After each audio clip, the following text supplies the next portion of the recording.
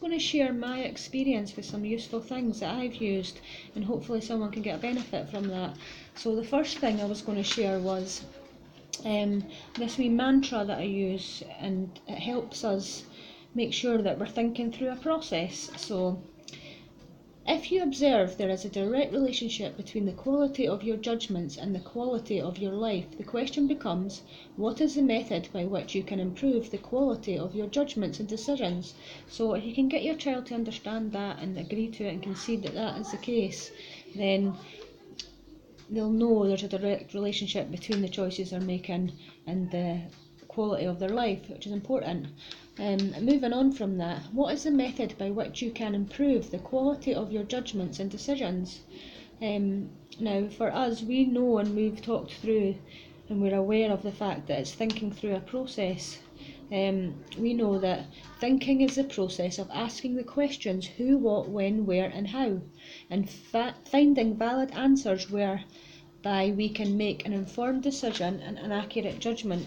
So we know that we can observe the quality of our decisions is affecting the quality of our life, and we know that there's a way that we can improve the method of which we make quality judgments, and we know that that is by thinking through the process of asking the questions, so we can make an informed decision.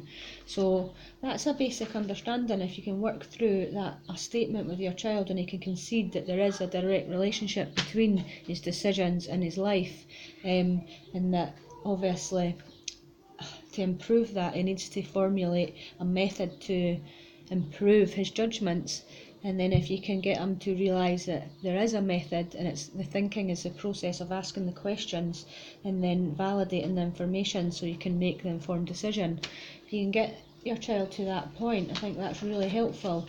And a way to use it as a mantra is when they're making decisions and you're not happy, or you think, you spent too long on the computer, you would ask them, is the quality of your decision there going to affect the quality of your life, and reinforce that at every opportunity so that they're constantly considering the question and it's always prevalent in their mind, keeping them thinking through that process and having them think, which is really important. And also, I just wanted to mention about grouping some definitions together. If you're doing grammar with your child and you're doing a project, it might be important to group relevant ones together to make it more memorable and more meaningful, the actual project. For example, if you're doing science, you could group the science with some other definitions and have the formal sciences encompassed within the science and define some of them, whatever ones you wanted.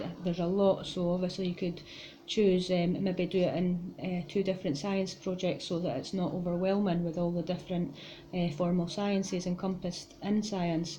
So you could have them define science, define some of the chosen formal sciences, have them define things like theoretical, and have them define what language is, and maybe have them make a correlation between, obviously, and recognise that maths is a language and it fits under that definition of language.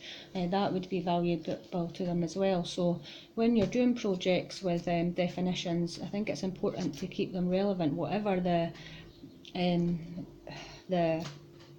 definition is. It's important that if you're doing a few of them, that they're relevant and you can make a project of it and have it a thing that's entertaining and more interesting, because it's quite boring for a child to be doing these things and not having anything practical to apply it to. So it's important, even just when I'm doing, for example, maths with my child, I'm making sure that he's using the measurements, he's using a measuring tape and he's actually measuring things, and he's doing a lot of substance-based things as well, so that he's not bored. Mainly, as sitting and writing is boring for anyone. So yeah, that's important to me, is that these 2 things, the grouping of the different definitions to make it relevant and make it something that's interesting, and the mantra that keeps keeps on thinking,